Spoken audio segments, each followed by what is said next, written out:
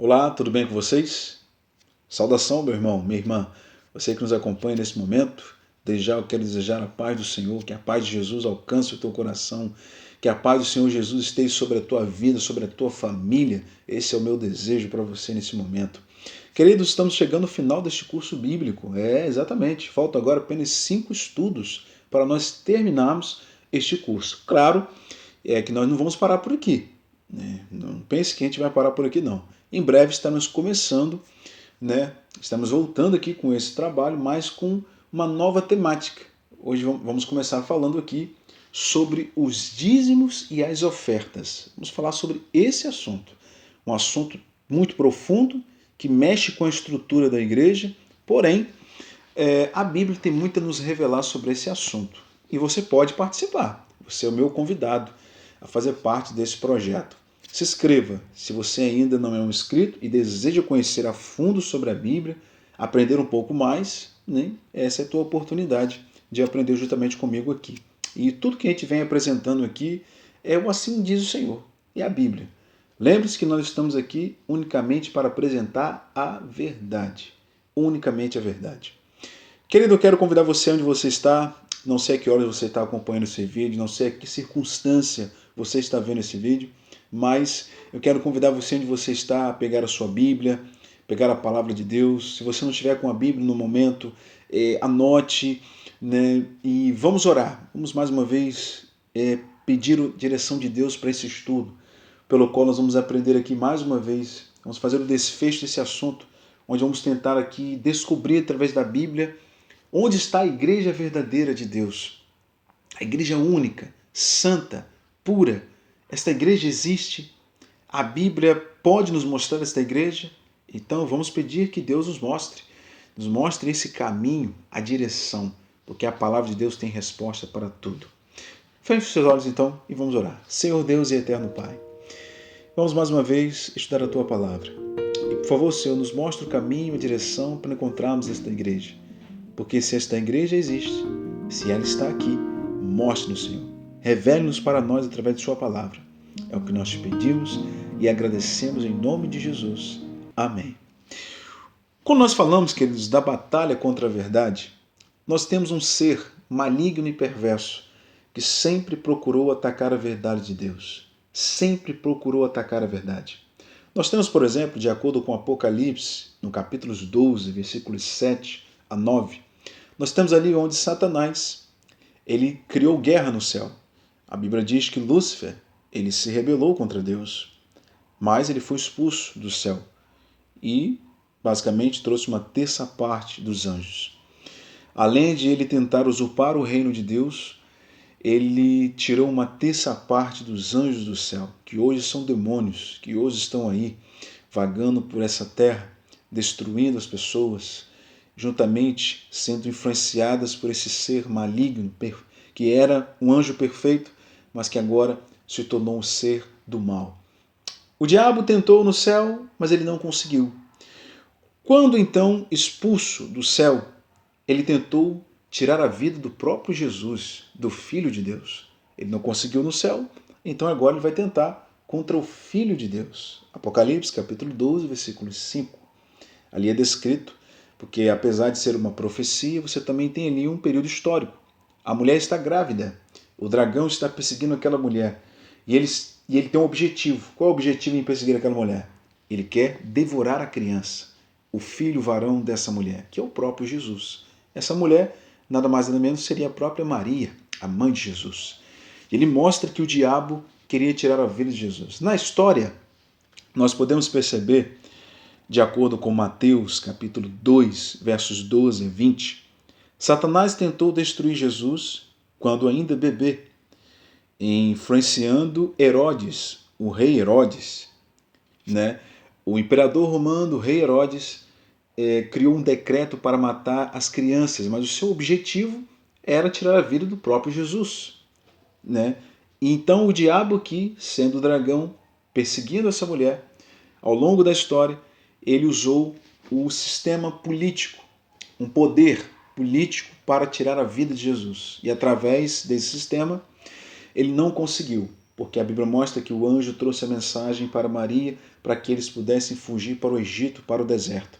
E lá eles ficariam preservados dessa perseguição criada pelo Satanás, influenciando aí instrumentalidades humanas, porque o diabo ele nunca virá pessoalmente fazer isso, mas ele sempre vai usar instrumentos humanos para atacar a verdade de Deus, para perseguir o povo de Deus. E nós vemos que ele também, no deserto da tentação, o diabo também tentou atacar Jesus ali no deserto, fazendo com que Jesus caísse em tentação.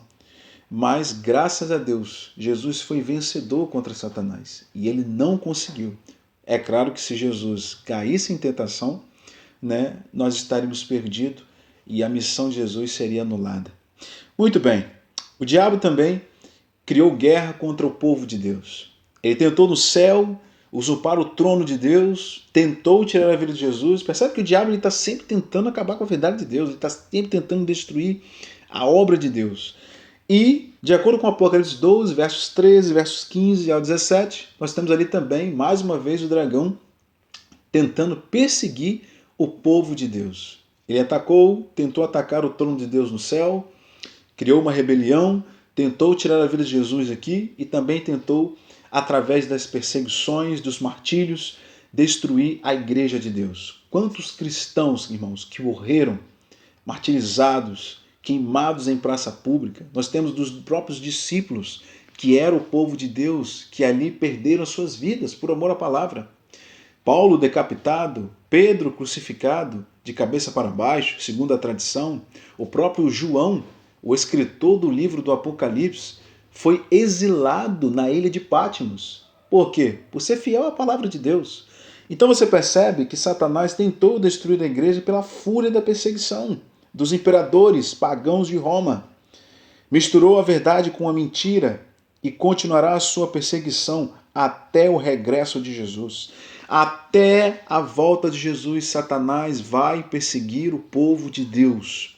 E na reta final, antes da volta de Jesus, nós, o povo de Deus, ainda seremos perseguidos por esse poder influenciado por Satanás. Por trás está o dragão, o diabo, guiando as mentes humanas para perseguir e destruir a verdade de Deus, o povo de Deus. Mas o diabo nunca conseguiu.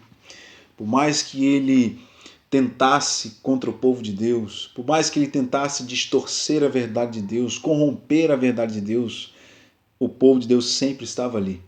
Os reparadores de brechas sempre estavam ali para destruir as obras do diabo. E hoje existe um povo que ainda sustenta essa verdade que tem sido pisada por muitos, até mesmo por igrejas, por religiões. Tem pisado em muitas das verdades bíblicas.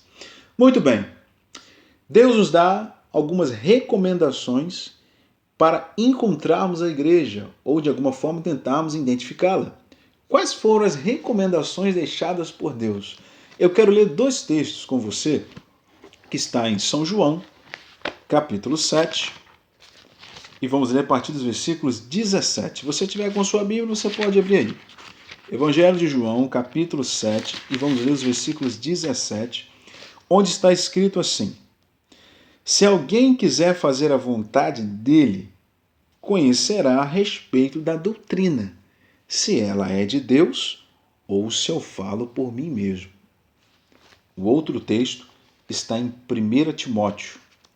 Abra sua Bíblia aí, 1 Timóteo, capítulo 3, versículos 15, e diz assim: Para que, se eu tardar, fiquei ciente de como se deve proceder na casa de Deus, que é a igreja do Deus vivo, coluna e baluarte da verdade. Percebe, queridos? De acordo com as descrições desses 2 textos que acabamos de ler, há uma coisa interessante. João ele usa a palavra doutrina, já Paulo usa a palavra coluna, quando ele diz lá, coluna e baluarte da verdade. Então você percebe que, de acordo com esses textos, Deus tem uma igreja. Não deixa dúvidas disso. Deus tem uma igreja e eu preciso conhecer de acordo com as doutrinas dessa igreja, de acordo com o que disse João. Eu tenho que conhecer se as doutrinas dessa igreja estão de acordo com a Bíblia. se aquilo que está sendo apresentado por aquele líder, se aquilo que está sendo ensinado por aquele líder é fato de Deus ou se ele está falando dele mesmo. Já viram aqueles líderes que começam um assunto na Bíblia, que ele abre a Bíblia, está lá falando de um assunto, daqui a pouco ele começa falando de coisas que não tem nada a ver com a Bíblia, não tem nada a ver com aquilo que ele leu. Já viram gente pregando assim? Tem outros que ele passa as horas todas do culto, fala, e no final da história, nem a Bíblia ele abre. Isso é perigoso. Então, as orientações de Deus é isso. Eu tenho que conhecer a doutrina. Eu tenho que saber. E quais são as colunas da verdade que sustentam uma igreja? Quais são as colunas da verdade que sustentam a igreja de Deus de acordo com o que Paulo descreveu aqui em Timóteo capítulo 3? Quais são as colunas? O que uma coluna faz? Ela segura uma casa. Ela é o alicerce, ela segura. Então a base de uma igreja tem que ser essas colunas da verdade. Mas quais são elas, irmão Caio? Então, de acordo com essas colunas da verdade descrita nos textos que vamos ler, a igreja de Deus, ela tem que pregar isso. Se há uma igreja que está em falta, que não tem pregado isso, que não tem vivido isso, então você deve repensar. Esta igreja está em falta. Como igreja de Deus, ela está em falta. Vamos lá. Primeira coluna. Toda a Bíblia como regra de fé e prática. Se você pegar a primeira coluna, que está em Efésios capítulo 2, versos 19 a 20, nós temos ali algumas descrições interessantes.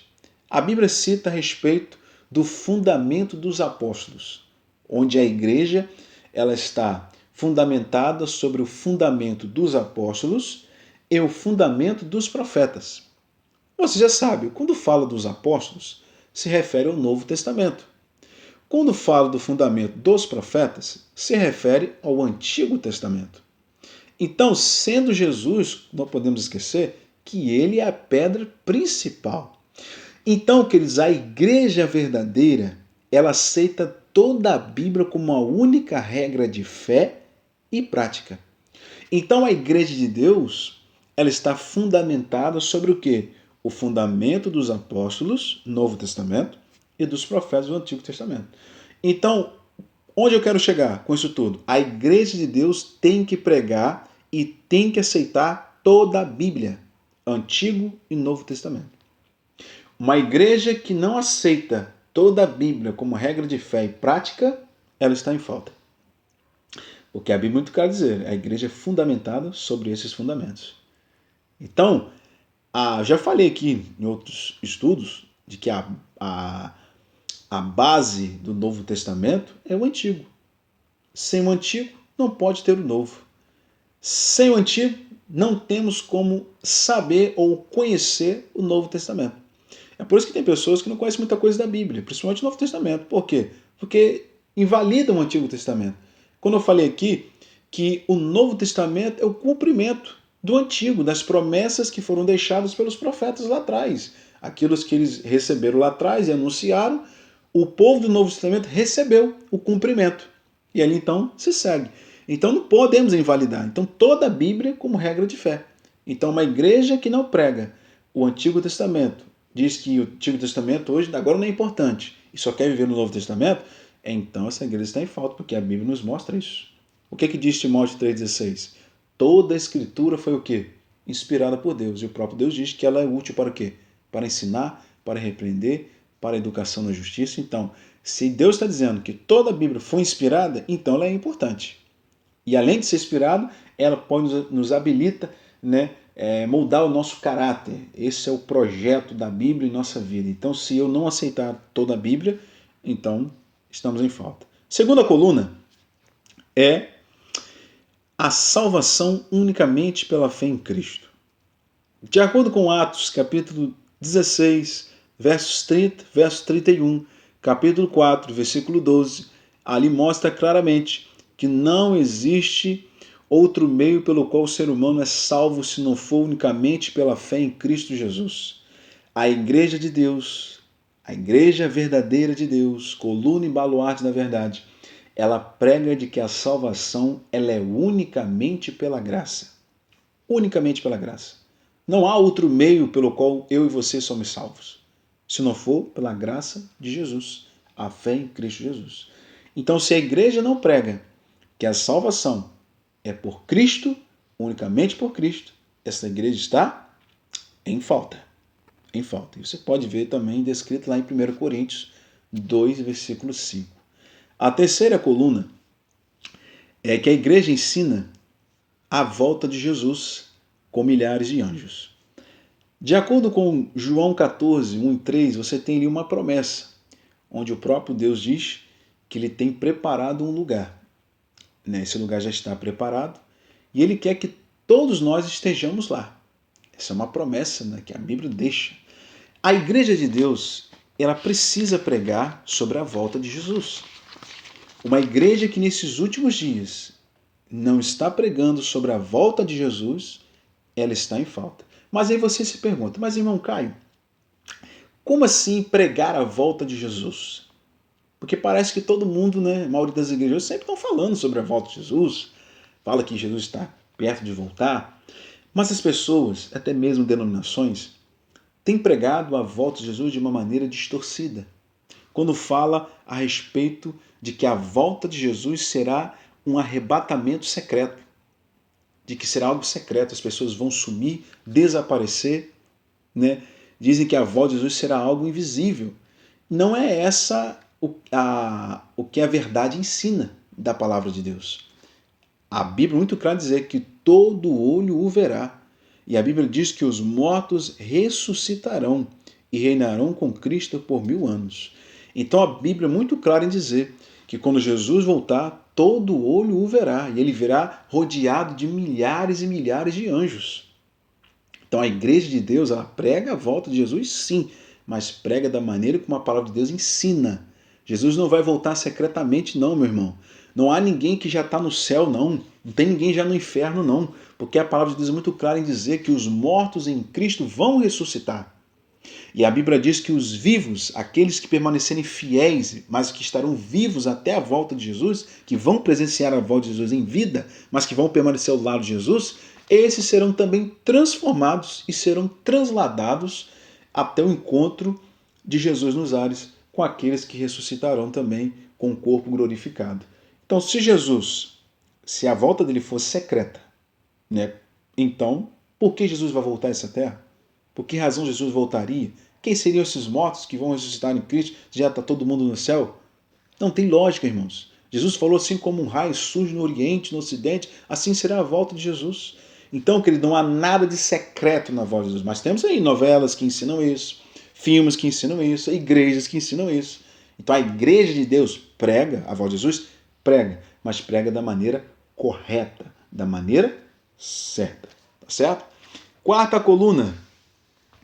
A igreja ensina a validade da lei. A igreja de Deus é objeto da ira de Satanás. Sabe por quê? Porque ela prega sobre a vigência da lei de Deus dos 10 mandamentos. Lembra lá, o dragão está virado contra quem? A igreja mulher. E ela guardava o quê? Os mandamentos de Deus. A ira de Satanás é por um grupo que prega e defende o quê? Os 10 mandamentos, a lei de Deus. Então a igreja que não defende, que não prega que a lei de Deus é válida, é bíblica, esta igreja está em falta. Porque a palavra de Deus é muito clara. Se você pegar os textos a respeito João 14, 15 e Apocalipse 12, 17, Apocalipse 14, 12, 1 João 2, 3, 4, Deus é muito claro, irmãos, em falar sobre isso. Olha o que ele diz. Se me amares, guardarão meus mandamentos. Então, o ato de nós guardarmos o mandamento é a prova de amor que eu e você temos para com Deus. Você realmente ama a Deus? Ou você está se enganando? Porque o verdadeiro crente que ama a Deus, servo e serva, que diz que ama Jesus Cristo, ele guarda e obedece os seus mandamentos. Os seus mandamentos. Então a igreja de Deus, ela ensina e prega que os 10 mandamentos são importantes. A salvação é pela graça, mas nós não anulamos a lei, como diz Paulo. Anulamos a lei por causa da graça? Ele diz, de maneira nenhuma, nós confirmamos. Eu já falei aqui que aquele que é salvo por Jesus, que é resgatado pela graça de Cristo, ele não pode viver uma vida relaxadamente, com as mesmas práticas do passado. Ele deve viver uma vida direita, justa.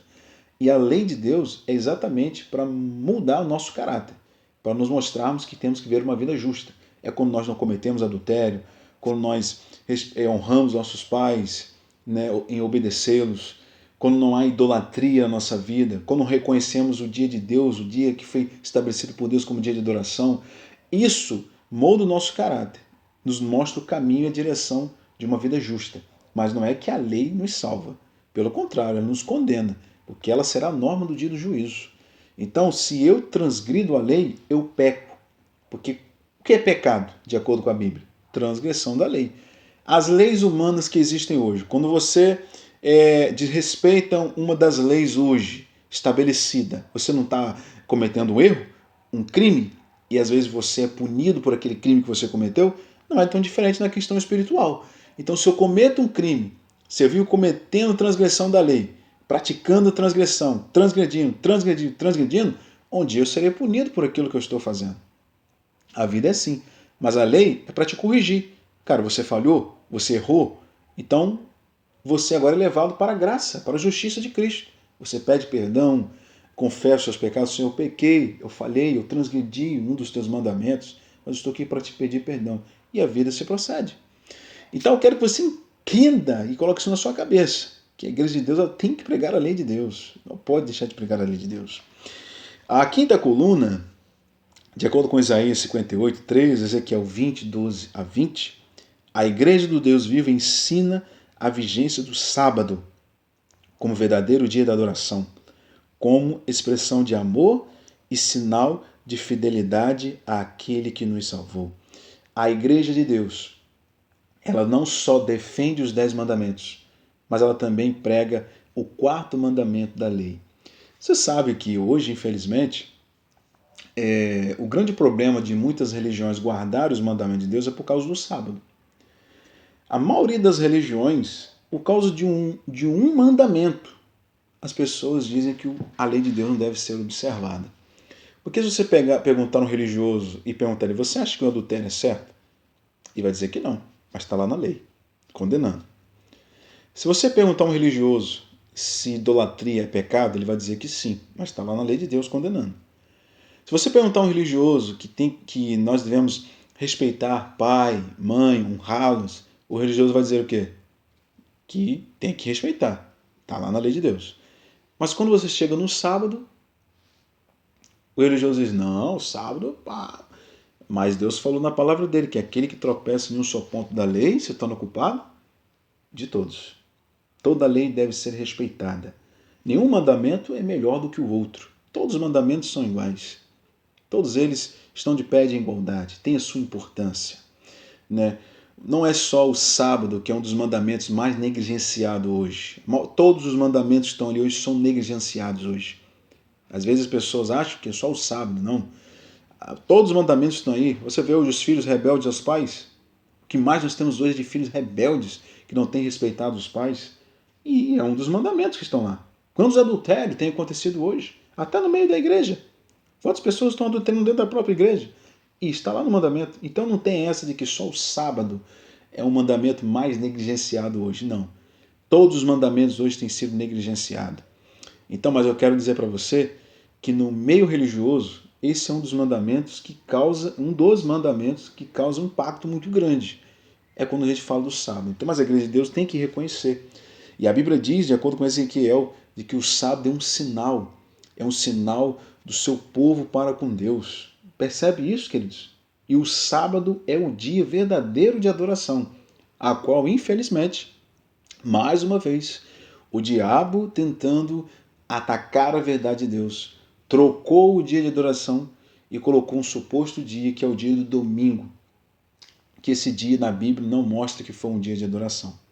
Não é pelo fato de Jesus ter ressuscitado no domingo que o domingo passou a ser um dia de adoração. Ele poderia ter ressuscitado qualquer dia da semana. Você pode depois, aqui mesmo no meu canal, E nós temos um estudo aqui falando sobre o sábado e o domingo, e você pode ter um deslumbre maior desse assunto, né? Todo detalhado aí, por que hoje as pessoas guardam o domingo no lugar do sábado, o que aconteceu, né? Você pode procurar aí no nosso canal que você vai ver aí, tá certo? A próxima coluna é: a Igreja de Deus é um movimento mundial. Quando você pega Mateus 24:14, lá é descrito o seguinte, de que quando o evangelho for pregado a todo mundo, então virá o fim. A Igreja de Deus, irmãos, ela vive nessa terra unicamente para pregar o evangelho. Ela tem que sair para o mundo afora para anunciar o evangelho de Cristo. O mundo precisa conhecer a advertência, precisa conhecer de Jesus Cristo, da misericórdia, da graça e de que um juízo está prestes a acontecer, a chegar. Então a Igreja de Deus é um movimento para isso. A igreja que não vive para anunciar o Evangelho, não pregar o Evangelho, essa igreja está em falta, porque Jesus confiou esse objetivo para a igreja. Ide por todo mundo, fazer discípulos de todas as nações, batizando-os em nome do Pai, do Filho e do Espírito Santo. Deus confiou isso para a igreja. Então a igreja que não está pregando o Evangelho, ela está em falta, porque a igreja de Deus, ela tem que pregar o Evangelho. Apocalipse 14, versos 6, temos lá a mensagem do anjo. Aquele anjo é um mensageiro. E simbolicamente falando, não é um anjo literal. Quem são esses mensageiros? Somos nós. São os meios de comunicações que nós usamos para pregar o Evangelho. São os missionários, os obreiros, os evangelistas da igreja. São esses. Esses são esse anjo que está levando essa mensagem. Se você pegar o texto lá, diz que essa mensagem tem que chegar ao mundo inteiro, até os confins da terra. Então a Igreja de Deus, ela é um movimento mundial para proclamar a volta de Jesus, a mensagem, o teu evangelho eterno. Se a sua igreja não está vivendo para pregar o evangelho, ela está em falta. Porque hoje o que mais a gente vê é a igreja que fica só entre quatro paredes. Deus mandou você sair. Não é para você ficar em quatro paredes, não é dentro de igreja que você evangeliza ninguém. Você evangeliza aqui fora, é buscando almas, como Jesus fez e como seus discípulos e seguidores também fizeram. A próxima coluna é que a igreja verdadeira segue o que? Os princípios bíblicos de saúde. A igreja de Deus, ela precisa pregar a respeito da importância que tem o nosso corpo, a importância que precisamos cuidar desse templo para que o Espírito de Deus trabalhe e atue em nossa vida. A igreja de Deus, ela procura orientar a igreja a voltar às origens. Quais são as origens? Gênesis 1:29 lá diz quais eram os alimentos que Deus estabeleceu para o ser humano. Que era o quê? Alimentos vegetarianos, frutas, legumes, cereais, hortaliças. No cardápio de Deus não havia carne animal, porque isso nunca foi o plano de Deus, até mesmo porque do pecado não existia e não existia morte. Então não tinha por que matar nenhum animal, porque não havia morte. Então esse era o alimento original. Então a igreja de Deus, ela procura ensinar isso para as pessoas, orienta a igreja. Não é que é o meio de salvação, mas é a importância para que Deus use mais você e você cuide mais desse corpo, porque Deus quer habitar não em um corpo doente, mas habitar em um corpo saudável. A palavra de Deus que fala muito sobre isso. Paulo diz, né? Quer comais, quer bebais ou que façam qualquer outra coisa, seja para a honra e glória de Deus. No comer tem que ser para a honra e glória de Deus. O próprio Deus fala que Ele quer que sejamos prósperos, mas Ele quer que tenhamos o quê? Saúde. Então você vai perceber que em todo tempo na Bíblia, Deus tem uma preocupação com a saúde e o bem-estar da tua igreja. Então uma igreja que ensina que você pode comer de qualquer porcaria, se alimentar de qualquer troço, esta igreja não está te orientando, te ajudando, né? Não está te orientando da maneira certa, porque a igreja de Deus ela trabalha nessa linha aí, seguir as origens. E Levítico 11 fala das descrições dos animais que Deus orientou para que nós pudéssemos comer. Claro, o plano original de Deus é que nós não comêssemos animais nenhum. Mas se for ainda de se alimentar, devemos alimentar dos animais que Deus autorizou que eu e você comêssemos. Tá certo? Então a igreja de Deus ela trabalha nessa linha, em orientar o povo de Deus a se cuidar, a se prevenir. Quando eu não cuido desse corpo, eu também estou pecando. Estou cometendo um pecado. É pecado. O próprio Jesus falou, aquele que destruir este corpo, eu o destruirei. E ele diz, esse corpo não é de vós mesmo. Então esse corpo não nos pertence, pertence a Cristo e eu tenho que cuidar dele. Assim como o templo, que é onde Deus habita, que é onde nós temos um encontro com ele, esse corpo também é um templo onde o Espírito de Deus faz parte. Tá certo? Queridos, em Apocalipse capítulo 12, vemos ali a descrição da mulher pura, virtuosa da igreja de Deus. Mas no capítulo 17 você tem o oposto. Você tem uma mulher prostituta. A igreja apostatada, que abandonou o noivo, que cometeu fornicação, traiu o noivo, que é Jesus. Assim era no passado, quando uma igreja se apostatava da fé, quando ela abandonava Jesus, ela era comparada a uma prostituta. E você percebe que Deus compara a tua igreja com uma mulher pura, virgem. Virgem por quê? Porque é uma igreja pura na doutrina. É uma igreja que está alicerçada na palavra de Deus. E esse é o objetivo hoje de Satanás, criar movimentos religiosos para atacar a verdade. Era o meio mais fácil que ele poderia usar, usando a própria Bíblia para levar muitas pessoas ao engano. Esta igreja, Babilônia, prostituta, ela é uma igreja mãe, mas ela também tem filhas. Igrejas que infelizmente seguem seu ensinamento, seguem suas doutrinas. Com o vinho da sua prostituição tem embriagado os habitantes da terra. Ela está embebedando as pessoas estão perdidas. Meu povo perece por falta de conhecimento, como o próprio Jesus falou na sua palavra. Então, nós temos que ficar atentos, queridos, porque há um movimento religioso que infelizmente não tem sido guiado por Deus e está levando pessoas. As pessoas estão caindo na teia, na armadilha. E, queridos, Deus, ele tem a sua igreja única, pura e santa. Eu falei para você somente dentro da Bíblia, as características dessa igreja, o que essa igreja tem que pregar. Agora, você talvez está me perguntando aí, meu caro amigo, minha cara amiga, nesse momento, irmão Caio, você é religioso, talvez você está se perguntando, a igreja que você serve, essa igreja é verdadeira? Querido, não vou dizer para você que a minha igreja é verdadeira, ou que a minha igreja é santa, ou que só ela vai ser salva. Eu não vou dizer isso para você. Porque quando Jesus voltar, ele não vai levar igreja, porque tudo hoje é rótulo. Não, Deus não vai fazer isso. Existem pessoas sinceras espalhadas em todos os lugares, irmãos. Existem pessoas no espiritismo, em outras denominações, pessoas no mundo lá fora, sinceras, que ouvirão a voz de Deus no momento certo. Há um texto em Apocalipse, Jesus mesmo diz, retirai-vos dela, povo meu, para não serem cúmplices dos seus flagelos. Há um povo dentro de Babilônia. Há um povo dentro dessa igreja apostatada. E ele diz, eu tenho um povo. E um dia eles vão sair. Eles vão ouvir a minha voz. Eles vão sair. Deus tem um povo espalhado aí. Deus diz, há ovelhas que estão em outros apriscos que convém eu buscar. Elas ouvirão a minha voz, vão me seguir, e haverá apenas um rebanho, um só pastor. Porque Deus vai vir buscar um povo, uma igreja. Esta igreja, qual igreja é? A igreja remanescente, que ama a Jesus, que ouve a sua voz e o que o segue e o que o ama. Então, não haverá rótulos de igreja. Então, não vou dizer para você que a igreja é verdadeira, vou dizer para você sim. Eu encontrei uma igreja que se encaixa em todas as características que eu apresentei aqui na Palavra de Deus. E se você quer conhecer essa igreja, quer fazer uma visita, na descrição desse vídeo tem ali um link, o link da nossa igreja. Procure uma igreja e ali você vai colocar os dados postais seu e ali você vai encontrar uma igreja próxima ao teu bairro e pode ter certeza, você será o nosso convidado.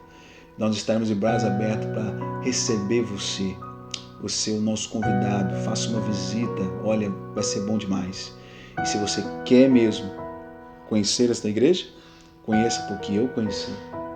Eu conheci esta igreja. Ela não é uma igreja perfeita. Ela é uma igreja cheia de falhas, de erros, porque nós somos pecadores. Não há ninguém perfeito. E quando falamos em igreja, a igreja sou eu, a igreja é você. E se nós somos defeituosos, então teremos uma igreja cheia de problemas, de defeitos, porque não existe igreja perfeita. Mas olha, o que essa igreja não pode deixar de fazer é de pregar a verdade. Os seus defeitos e falhas não pode sobressair e dominar e destruir a verdade. Não, a verdade sempre tem que estar intacta. Então esta igreja, por mais falha, pecadora e cheia de defeitos, é a igreja que ainda defende essa verdade poderosa. E é essa mesma verdade que um dia o povo de Deus será perseguido, será atacado, porque o diabo está irado contra aqueles que guardam os mandamentos de Deus e têm a fé em Jesus Cristo. Querido, eu quero orar por você nesse momento. Senhor Deus e eterno Pai, muito obrigado, Jesus, porque o Senhor nos mostrou o caminho, nos mostrou a verdade. Através desse estudo, conseguimos compreender realmente que o Senhor tem uma igreja. Não temos como negar. Eu sei, meu Deus, que há pessoas que estudou a Tua palavra nesse momento, que está confusa, talvez está com dificuldade de aceitar essa realidade. Eu sei, porque eu também já me senti assim, quando estive há 18 anos em uma denominação a qual eu não conhecia nada da verdade. E quando o Senhor me enviou um servo que me mostrou a verdade, foi algo impactante. Eu sei o que é isso. Mas hoje, Senhor, hoje eu me considero uma pessoa muito feliz. Hoje eu sou feliz. Hoje eu sou feliz porque o Senhor me mostrou o caminho certo, mostrou a verdade. E eu acredito que essa pessoa também será feliz se ela ouvir a Tua voz e te seguir. Obrigado por tudo. É o que nós pedimos e agradecemos em nome de Jesus. Amém.